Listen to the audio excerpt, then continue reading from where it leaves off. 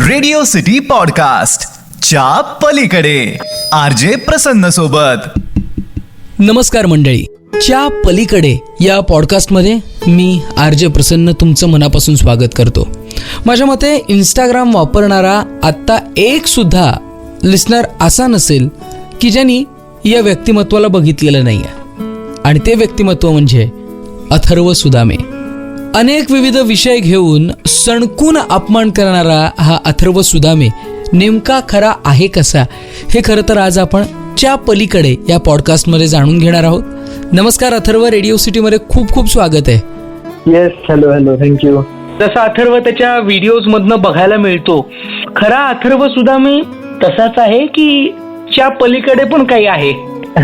तसा व्हिडिओ मी तुम्हाला कसा वाटतो आता तुम्हीच सांगा मला.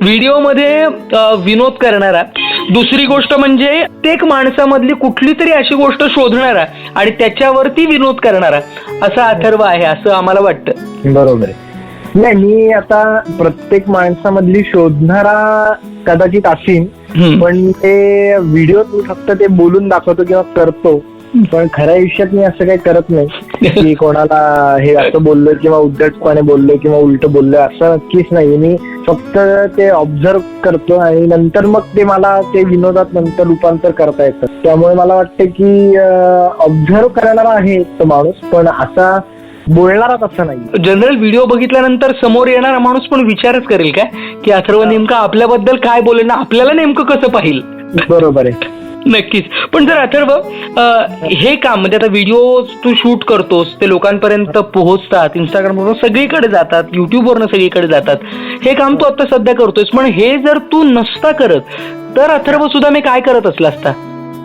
मला म्हणजे माझं पहिलं जे स्वप्न होतं ते तर क्रिकेटर व्हायचं होतं. बरं. आणि मी त्याच्यासाठी म्हणजे बऱ्यापैकी प्रयत्न केले. 5-6 वर्ष व्यवस्थित खेळायचो. मी क्लब डेक्कन जिमखाना क्लब तिकडे मी 5-6 वर्ष होतो. त्याच्यानंतर मी माझ्या शाळेच्या टीमचा कॅप्टन होतो, कॉलेजच्या टीम मध्ये मी होतो. आम्ही झेडपी आणि झोनल ह्या सगळ्या जिंकलो होतो. त्याच्यात मी फायनलला मॅन ऑफ द मॅच होतो. असं मी बऱ्याच प्रयत्न केले. ते एका पॉइंट नंतर माझं लक्ष इकडे वळलं आणि क्रिकेट हा असा विषय की तुम्ही तिथं 15 दिवस जरी थोडं कमी पडलात मेहनतीला किंवा कुठल्याही गोष्टीला तरी तुमच्या पुढे लोक निघून जातात, एवढी कॉम्पिटिशन आहे. त्यामुळे तिथं जे काय म्हणतात त्याला की जे सातत्य पाहिजे हे पाहिजे ते थोडं मला वाटतं तिथं कधीतरी जमलं नसावं, किंवा आता जे काय असतं बऱ्याच गोष्टी असतात त्याच्यात, पण ते झालं नाही. पण मला वाटतं मी जर हे नसतो करत तर नक्कीच ते करत असतो. बर. पण मला असं समजलं की तू गाणं सुद्धा म्हणतोस, तू गिटार सुद्धा वाजवतोस, हे काय नेमकं गमक आहे बा? क्रिकेटचं जेव्हा माझं सगळं संपलं, म्हणजे मी सोडलं जेव्हा क्रिकेट, तर त्याच्या म्हणजे माझा मित्र आहे तो, माझ्या मामाचा गिटारचा क्लास आहे. तर त्या क्लासचं जॅमिंग होतं. एक प्रोग्राम असतो की जिथे सगळेजण एकत्र येतात आणि गातात, गिटार वाजवतात. येस. मी सहज तिथं माझा एक मित्र पण वाजवणार होता, गाणं म्हणणार होता, म्हणून गेलो. आणि मला वाटलं की अरे मस्त आहे की सगळे एकत्र येत आहेत, काहीतरी चाललंय वगैरे. मग मी ठरवलं की आपण पण उद्यापासून क्लासला जाऊ, आपल्या मामाचा गिटारचा क्लास आहे, मग जाऊ. बरं. तिकडे जायला लागलो.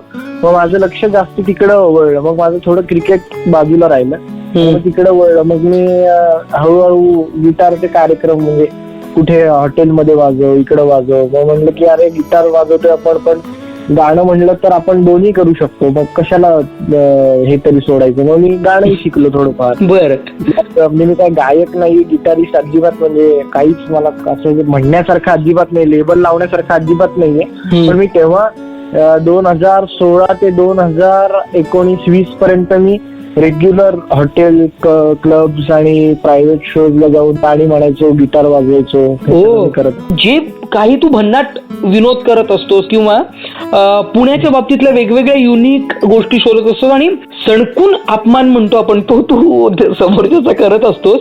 पण हे विचार नेमके सुचतात कसे आणि प्रिपरेशन तू नेमकी करतोस कशी या व्हिडिओची? खास काही प्रिपरेशन नाही. ते जसं म्हणलं की जे आपण ऑब्झर्व करतो एखादं, तर त्याच्यात आपल्याला विनोद सापडतो. म्हणजे ते काय विनोद हा असा कधी होत नसतो आपल्या समोर. म्हणजे ते आपल्याला काहीतरी एखादं क्लिक होतं आणि मग त्याच्यातनं आपण विनोद तो काढू शकतो. बरोबर. तर ते आपण ऑब्झर्व केलं. आणि आता मी आणि जो माझा मित्र आहे पवन, तो माझा इथंच पण असतो, त्याचं खाली दुकान होतं माझ्या घराच्या खाली, केकचं दुकान.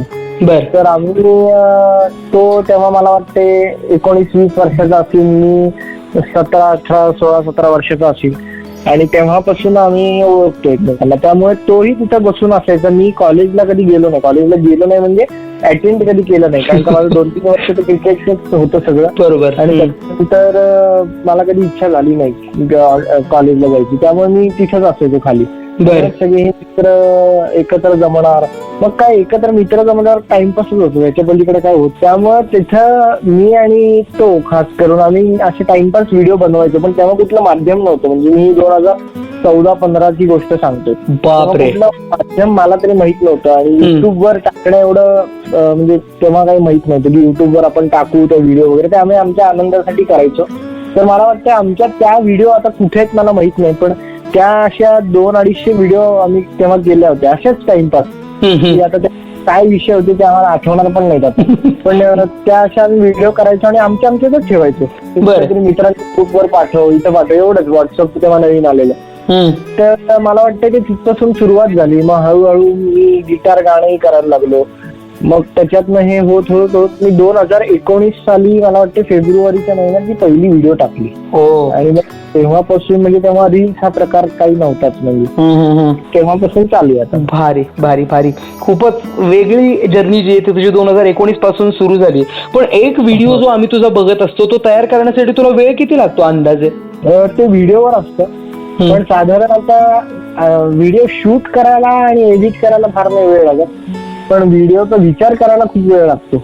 अच्छा. त्यामुळे शूट आणि एडिटची प्रोसेस, शूट केलं अर्धा-पाऊण तासात शूट केला, थोड्या 1 तासाभरात काय एडिट करायला ते व्हिडिओवर असतं की कुठला व्हिडिओ आहे. तर साधारण 2 तासात ते सगळं होऊन जातं. पण विचार करायला तुम्हाला वेळ लागतो. म्हणजे ते काय, आता मी व्हिडिओ सुचवायला बसतो आणि बसल्यावर असं ते होत नाही. तर तुम्हाला आपोआप यावंच लागतं. कधी असं होतं की यार सुचतच नाहीये, वेळ चाललाय आणि काय करू, असं होतं कधी? हो, खूप वेळा. बर. खूप वेळा होतं. जे की खूप नॅचरल आहे की काय. एक्झॅक्टली. हा, की सुचत नाही तर कुठल्या तरी दिवशी नाही तर नाही सुचत, कुठल्या तरी दिवशी असं काहीतरी सुचतं की वा आनंद होतो. पण तू पुण्याबद्दलचे विषय घेतोस, तू पुण्यातच राहतोस, पुणेकरांचे रिप्लाय तुला कसे येतात, फीडबॅक कसे आहेत?